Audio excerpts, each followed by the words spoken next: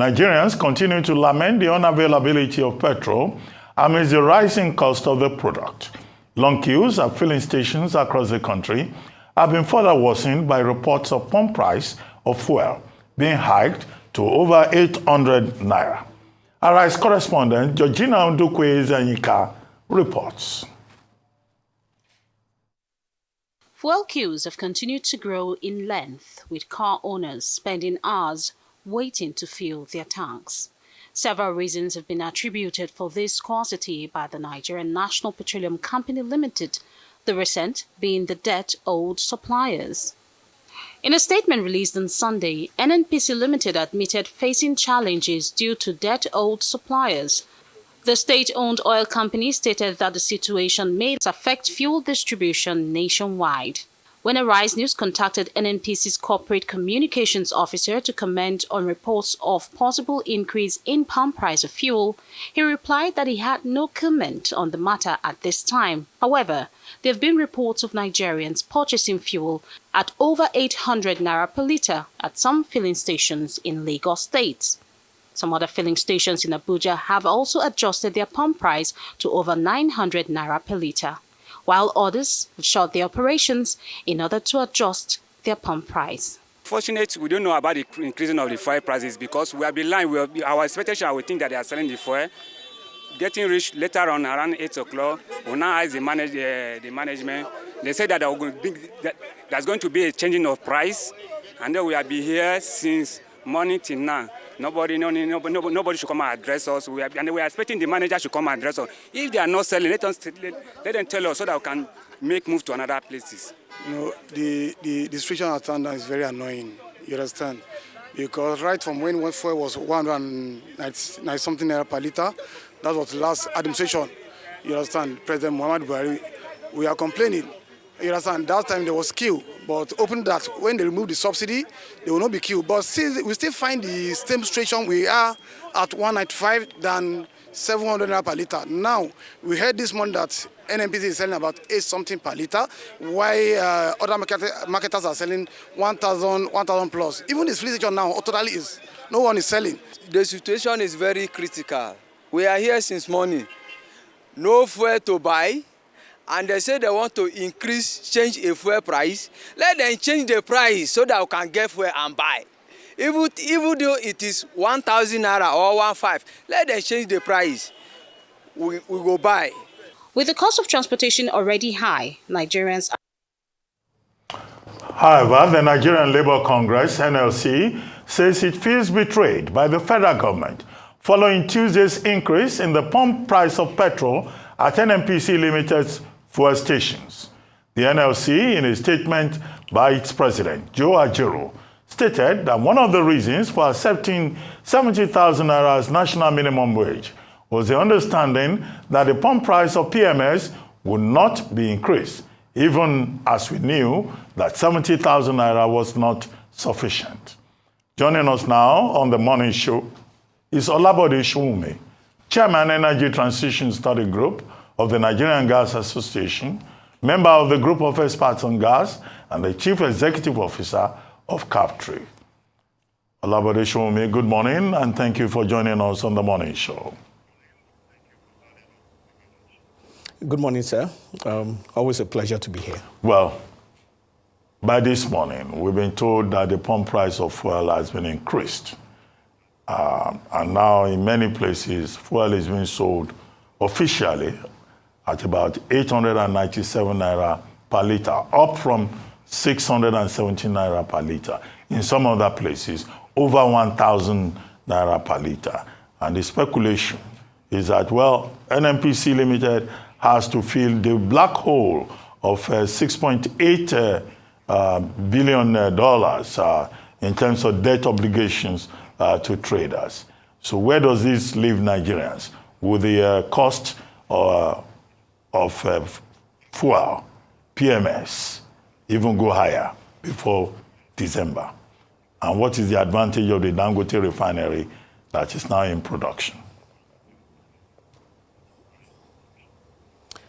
Okay, thank you, sir. I think there are some fundamentals that need to be in place, particularly for Nigerians when we want to ascertain our rights and also offer informed commentary in these things. Crude oil is a commodity. And from economics' basic definition, fundamental definitions of commodities, they are fungible, they have uniform pricing and all that, which means that crude oil, basically all over the world, will fall within the range of certain prices. That's why we can go online and check for the price. The same thing with refining. It's basically standardized. So if we get online and find the cost of petrol, it's basically about the same all over the world. Now, what has happened is that if the cost of petrol for the basis of argument is 800 naira today or 600 naira today, the day the naira falls to the dollar, that price ceases to be the same. So what has happened in the past is that when there's this fluctuation in dollar to naira parity, the government lacks the political will in expressing the fact that there is price differential and there is a need to increase it or decrease it or to maintain it, and then subsidy kicks in. So they now use terms like, whatever terms they use. But what will determine whether the price will remain the same is largely out of the circle of influence of Nigerians per se. It's international, and one very key one is the fact that it's dollar denominated. Having said that, that's where the advantage of the local refining takes place. We will recall is that the Dangote is being sold the crude oil in naira. That has advantages across board in many areas. One of the things is that they are not under pressure to go and procure dollars in terms of buying one of the key things for their operations, which is the crude oil itself, which also means that they are more or less obligated to do the pricing of their product in naira an issue because one of the key components of the final product is in naira. So those are where the advantages will be. The other issue will now be how much of the refined product that Dangote is producing will actually meet Nigeria's capacity. As of today, nobody really knows. There are different figures. The Office of Statistics has their own figure, NNPC has their own figure, regulator. There are different figures in terms of what we use daily. And there are 1,000,001 reasons that are behind it. But I believe that one of the things that will check that will be if Dangote himself, as he has pledged and said, that they will be able to monitor every single truck that leaves their depot and monitor them to where they get. If they are able to do that and it meets our needs, then we'll have a clear idea of the amount of consumption we do per day in terms of petroleum products. So Dangote too is a business. And the first duty of any business, private business, is to its shareholders. It's not a developmental organization. So it's not going to run its business and its debt based on a loss. They are going to run it at what is competitive and what has an average profit for them. So those are also facts that we as Nigerians need to come to terms with. That would be my submission on that. Okay, thank you. So that then maybe puts paid to the conversation around, or maybe I should ask you, with Dangote Refinery coming on stream, how would that then impact? So you're saying that it might not have as much impact on the price of PMS, but there'll be energy security in terms of at least for PMS being available and the products from that refinery. NMDPRA says that 28 million litres will be available in September from the refinery, while 30 million would go up to 30 million in October. To what extent will that meet the supply challenge of Nigerians? And then are you saying that no one should have any hopes that what has gone up will not come down, or what has gone up will come down? Okay, first of all, I'm an analyst. I'm a professional. It is not my responsibility to give opinions in that sense. My job is to analyze the facts as it is in a way that the basic person can understand it. It is the responsibility of people to form their own opinions and make up whatever they want to make with the issues or the facts that is at play. Like I said, crude oil is an international commodity. It does not suffer or have differential pricing. There are factors that will determine the price. One of the factors that will determine the price is the parity of the naira to the dollar.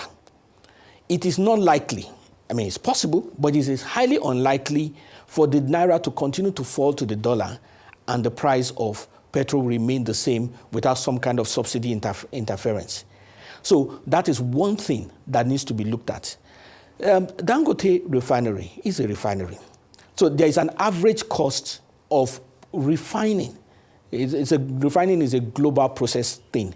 It's science. It's basic science with a global process. So there's an average cost to refining. That cost is going to be passed on to the final consumer. There is an average cost to the price of crude oil. So at the end of the day, they are going to sell not at the prices that people want. They are going to sell at a price that is competitive and to some extent profitable for them.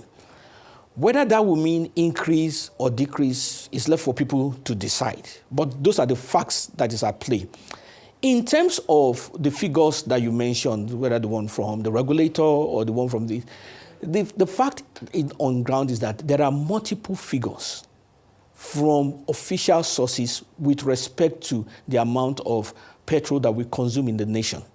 So that's also a responsibility for everybody to harmonize and come up with what is a proper figure. But because of the complexities and the imperfections in terms of the operational issues of the industry, that has been difficult to come up with. The best person, to my mind, who can give a clear idea of how much petrol can come up from Dangote Refinery is the refinery itself. It's not the regulator. So the regulator can only speak with respect to facts that has been made available to them.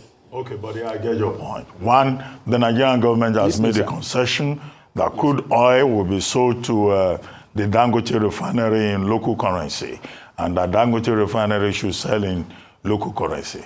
NNPC Limited is supposed to meet with Dangote Refinery and they agree on a pricing mechanism. But I have also said that President Tinubu should personally take charge of this. And while I was putting that up was a statement I read, made by your kinsman, your cousin, Sowunmi, who is saying that the Dangote Refinery, in determining the final price, should go beyond the open market economies and show further patriotism and nationalism.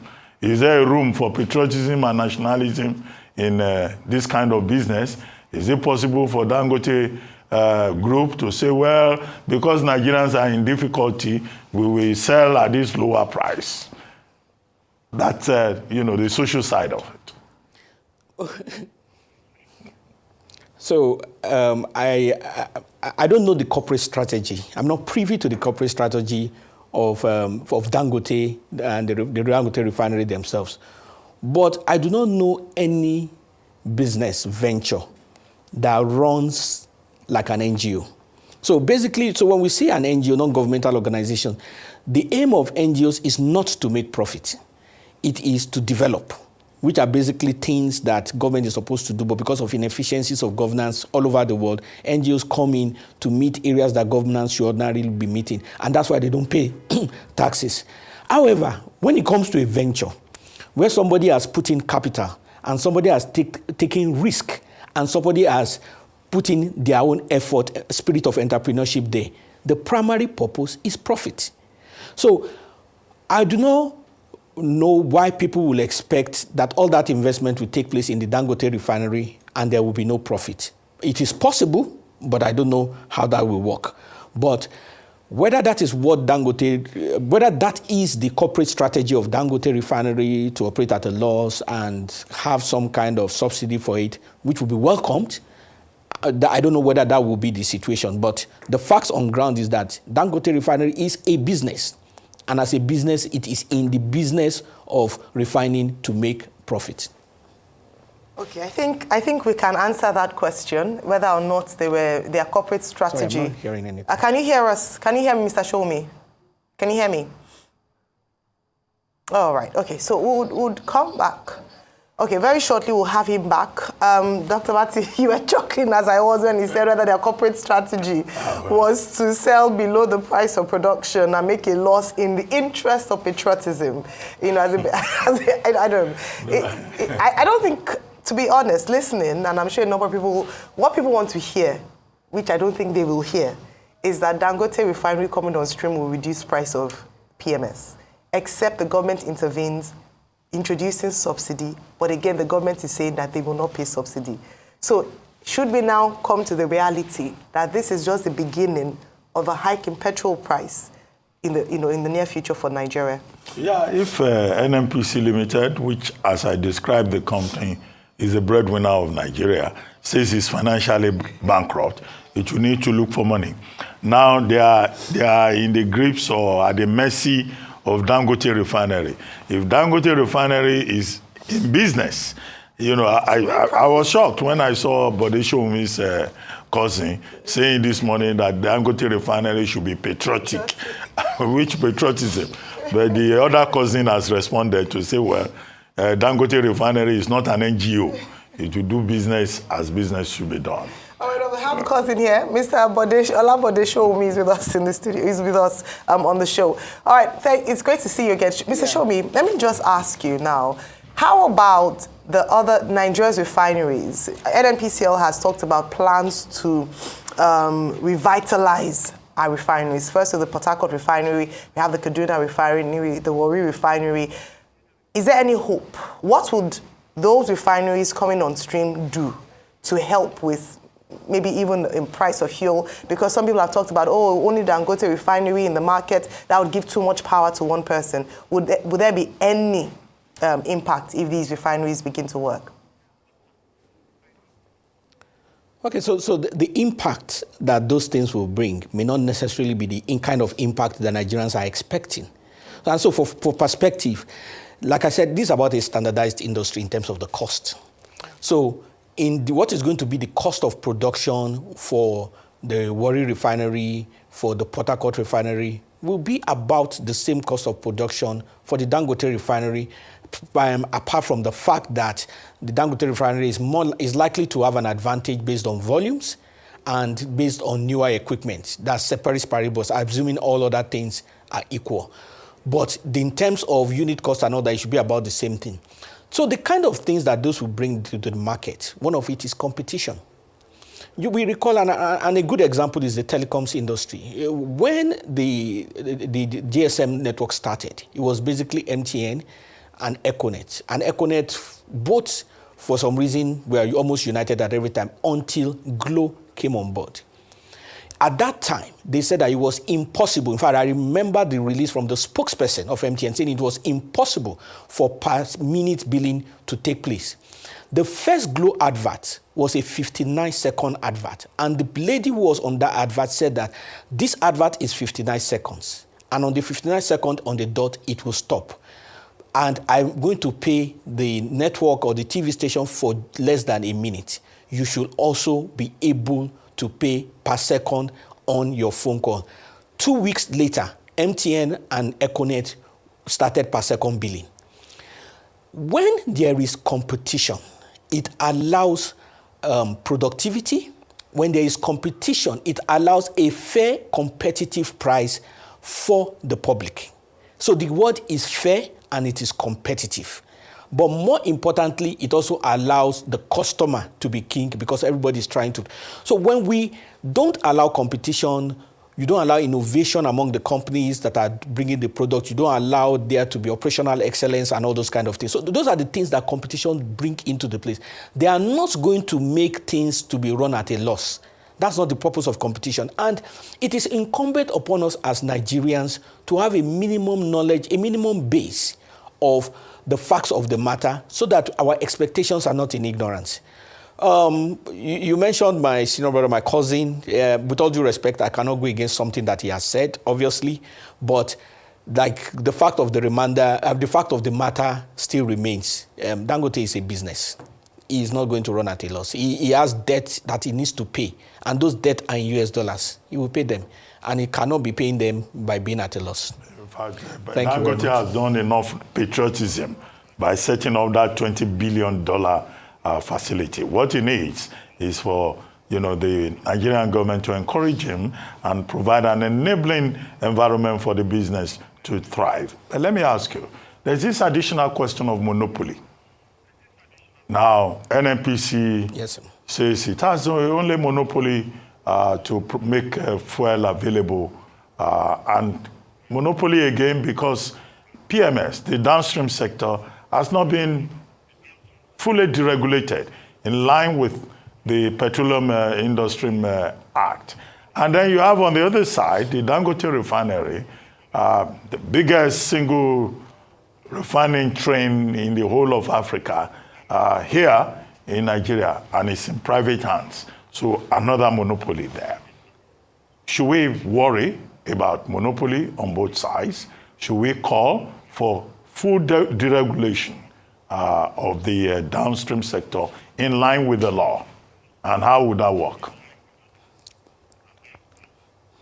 Okay, so the, the Federal Consumer Protection Act, that's the law of the land, says that any business that has more than 40% market share is a monopoly. There is a reason why in the free market, monopoly is frowned at, and it's historical. I think one of the first monopolies was Standard Oil of America, which went through the antitrust laws, which in 1911 was broken down. And that company was broken down into 7 companies. Most of those companies are still alive. One of them is ExxonMobil. The other is Chevron. The American arm of BP, Marathon, and all that. So you can imagine all of those companies being one company. It's going to be difficult for other people to try. And that was precisely what Rockefeller was doing. He particularly made it impossible for other people to thrive, and he called it capitalism. There is something about democracy, which is capitalism, that if you leave market to capitalistic greed, because all capitalists are inherently greedy, if you leave the market to capitalistic greed alone, it is going to be the people that will suffer. In places where democracy has crashed, in ancient Rome, in ancient Greece, one of the reasons why it suffered was also capitalistic greed. So that's why a regulator comes in. That's the origin of a regulator. The regulator is supposed to be like a big brother that overlooks the whole industry, who is not only there for the purposes of a cane, but it's also there to encourage a right performance. So if you remember the Big Brother house and the whole thing, there's always somebody who is monitoring everybody, looking at everybody, and trying to put caution. That's obviously the job of the regulator. And so the regulator is also incumbent upon them to look for creative means, not necessarily damaging means, creative ways in which there will be competition so that the consumer is best served and so that the industry experiences innovation and moves forward. That would be my submission, Martin. All right, so let's talk about organized labor now. The organized labor say they feel betrayed by the president. That during their negotiations over the minimum wage, he had promised that if they accepted 70,000 naira, then fuel price would remain at 617 naira. How do you, with the government saying that fuel subsidy is gone, how would they have been able to achieve maintaining that price at 617 naira?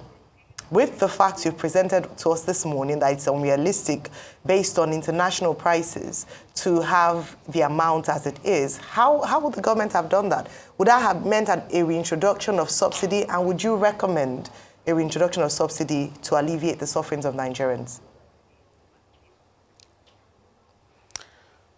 Okay, so let's put it this way. Petrol sells for 850 or 900 naira. That's the official price. I mean, in terms of the commodity, that's what it's selling for. Just like you have tomato, a basket selling for 4,500 naira. That's it. If today I start to buy tomatoes, I go to the market and I start to buy that same basket of tomatoes for 1,500 naira, you may not know how I'm getting the tomato for 1,500, but it is obvious that somebody is paying an extra 3,000 for that basket of tomatoes to come to me. It is possible that I'm the same person paying it and saying that I'm not it also, or the market or the seller is just giving me free. But that is the cost of the thing. So there is the cost of petrol. There is a cost to it which can be determined. If the cost on the pump is less than that cost, that bridge, that gap, that shortfall behind it, somebody is taking it. It's not disappearing into thin air. somebody is taking that cost. Now, if that discussion was made with the whoever, whether labor unions and all that, and among them they have engineers, they have accountants, they have mathematicians and all that, and they could not do that analysis, is either they are not being sincere or they're just praying to the gallery. Because there is no way they will not have known that there is a gap in terms of whatever they agree with the government. There is no way they would not have known that. You don't need too much intelligence to know that. So it is left for people to be more open in terms of what their discussions are, or if they were ignorant at the point of discussions, it's also left for them to be open. But those are the facts of the matter. Government saying that, people saying that they should introduce subsidy, that's a judgment call. It's a matter of policy. It's a governance issue. So let's put it this way. Somebody has epilepsy and, he has leprosy and malaria. So, and he doesn't want to take any medication that is bitter. Yes, you will get Panadol, you will get vitamin C, you will get some sleeping tablets, which will alleviate symptoms. Whether that will solve the problem now becomes an issue of medical expertise. I'm not a medical person, but I expect that there are certain things that do certain things well. Every nation that has gone through reform, whether it was Britain in the 70s or China in the 70s and 80s, did it at cost. In China, people died. This is a fact of history that can be verified. In Britain, there were people that lost jobs when in 79, when Margaret Thatcher came on. In fact, when she died, there was a gentleman who was in his 70s who went on TV.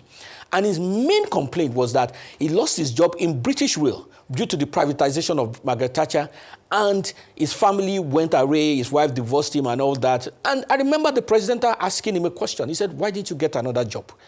So reforms are just that. They are reforms. Whether we can call for reforms, we can call for improvement and everything, whether we have the energy and the resilience and the desire to actually go through reforms is a different thing. That is for us to decide. Yes, I get your point about saying every reform will come at a cost. And the Nigerian government is always telling the people that, look, you have to make sacrifices.